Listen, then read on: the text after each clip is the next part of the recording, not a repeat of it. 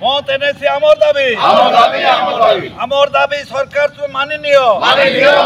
आमर दाबी सरकार तुम्हें मानि नियो। मु गणेश प्रसाद कर शर्मा ए बंतर जड़े आदिवासी एवं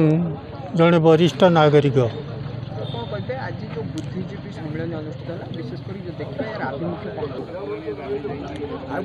आभिमुख्य होशा विभिन्न जगार सबू ब्लॉक हेडक्वार्टर गुड़ाक एनएसी रे परिणत करा किंतु एपर्यंत बंत हेडक्वार्टर होते ब्लॉक हेडक्वार्टर तथा अन्यान्य तहसीलदार ऑफिस सबकिछि थिले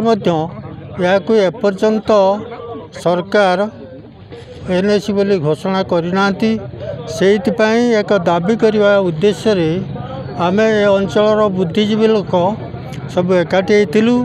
एवं से आमे गोटे कमिटी गठन करचु एवं आमर जो कलेक्टर थारू आरंभ करी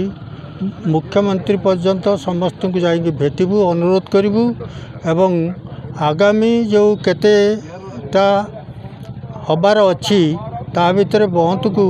इनक्लूड करने आमे ताको निवेदन करुचु। मो मनमत कुमार राउल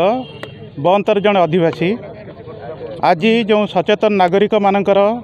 एक बैठक अनुष्ठित होता ए बहु संख्यार बुद्धिजीवी शिक्षाविद तथा विभिन्न सचेतन नागरिक जोग देते